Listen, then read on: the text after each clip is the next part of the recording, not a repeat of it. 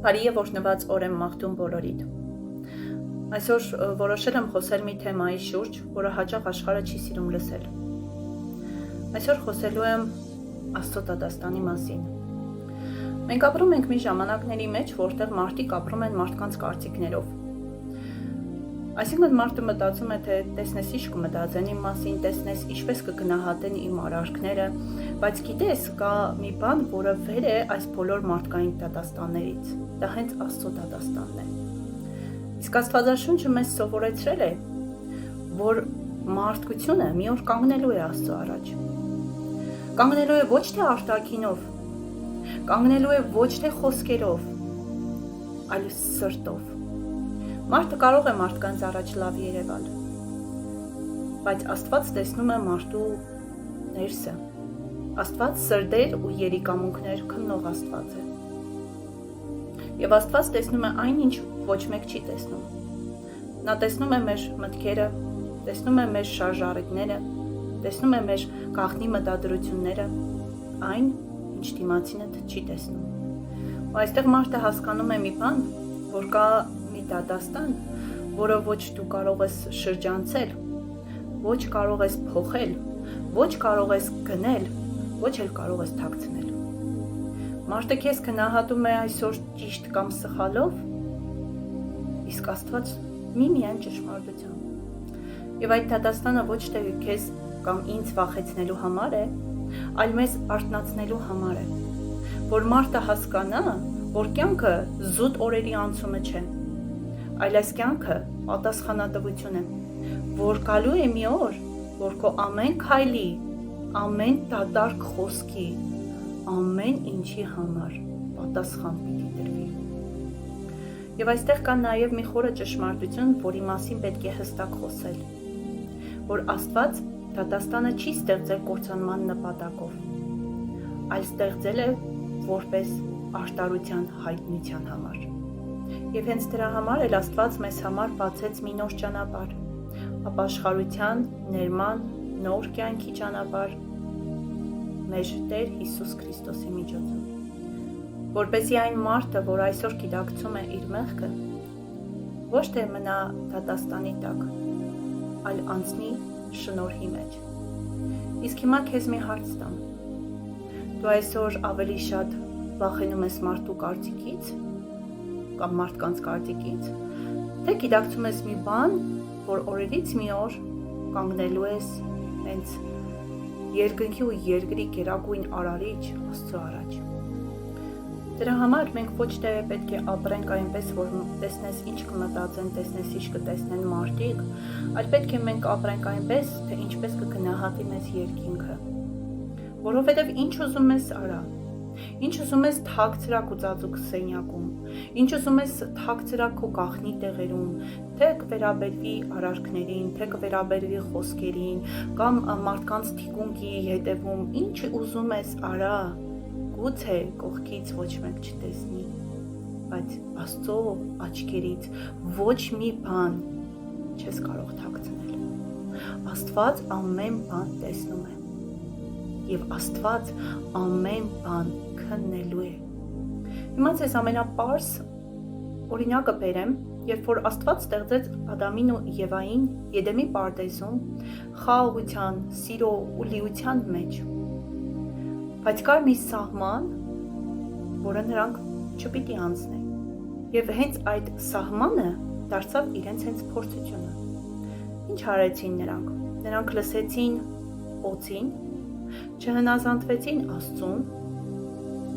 և հենց այդ ժամանակ մեղքը մտավ մարդու սրտի մեջ։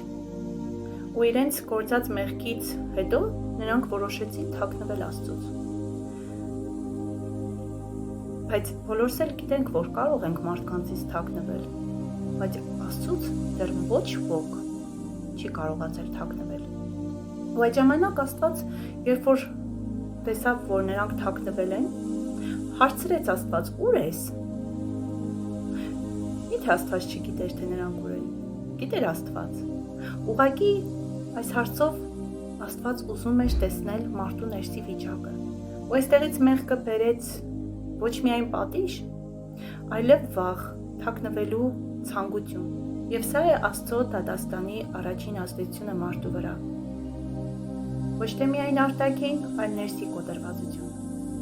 Բայց եւ Աստված նույն պատմության մեջ մարդուն չթողեց կորած վիճակում։ Նա տվեց մի հնարավորություն, որ մարդը կրկին կարողանա վերադառնալ Տիրոջ մոտ։ Ադամը փորձեց Աստծուց թաքնվել, բայց Աստված չդադարեց կանչել Ադամին։ Մեր Աստված այնքան ողորմած ու սիրող Հայր է, որ անկախ ամեն ինչից, ինչքան սխալներ, որ մենք գործում ենք, ինչքան որ դատել ենք, կամ դատում ենք, կամ մեղքի կյանքով ենք ապրել, կամ ապրում ենք, Աստված չի դադարում մեզ սիրել։ Աստված մեզ կանչում է ամեն ժամանակ, ու ավելի շատ այն ժամանակ, երբ որ ավելի շատ սխալների մեջ ես, ավելի շատ մոլորված ես, ավելի շատ կոտրված ու հուսահատված ես, այդ ժամանակ Աստված ավելի շատ է քեզ կանչում։ Ուղղակի մենք այնքան տարված ենք այս աշխարհի կեղծիքներով, այս աշխարհի տված չակերտավոր հաճույքներով, որ չենք էլ լսում Տիրոջ ձայնը։ Ու այսօր էլ ինչպես այն ժամանակ Աստված մեզ ասում է. «Ուր ես»։ Ոչ թե որ չգիտի, թե դու որտեղ ես, նա գիտի։ Ուղղակի ուզում է, որ դու լսես իր ձայնը։ Գիտես, երբեք ուշ չէ հետ վերադառնալ այն կեղծ աշխարհի տված վայելքներից ու վերադառնալ գերագույն Աստծո մոտ ու վայելել այն սերը, որը երբեք աշխարհը քեզ չի կարող տալ։ Շնորհակալ եմ քեզ, որ լսում ես ինձ։ Թող Աստծո խաղաղությունն ու գերբնական սերը միշտ ուղեկցի քեզ ու բնակվի քո սրտիդ մեջ։ Եթե սիրտդ այսօր կարծրացած է, թող Աստծո սիրով քանդվի այն, որովհետև Աստված այսօր կանգնած է յուրաքանչյուրի սրտի դռան առաջ ու թակում է այն։ Ասում է, ով որ բացեց, կմտնեմ ներս և ընթրիք կանեմ նրա հետ։ Գիտես, արի չապրենք ոչ մեկի կարծիքով, ոչ մեկի գնահատականով, որովհետև այսօր աշխարհը քեզ սիրում է, վաղ աշխարհը քեզ դատում է։ Այսօր ընկերդ քեզ ասում է, քո կողքին եմ, դու իմ համար թանկ ես,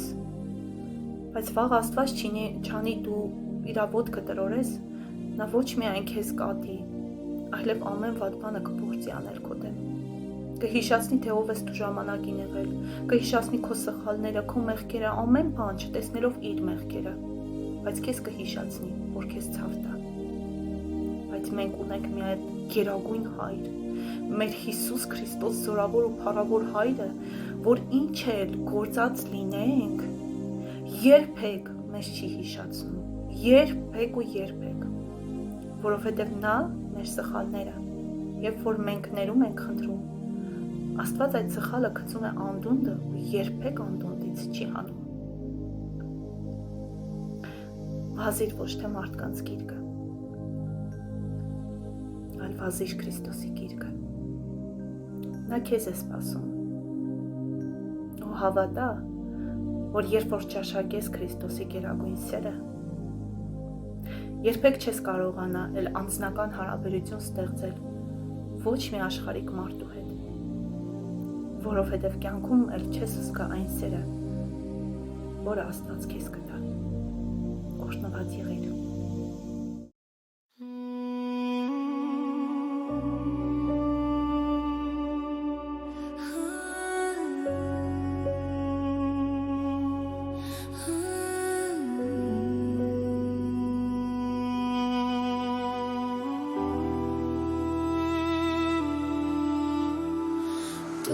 Ով տեսնում է լռության մեջ խոսքը Սարդի խորքում փակ ծրած ամեն գաղտնիքը Քո առաջ չի մնում Ոչ մի թաքուն բան Դու ես սրտեր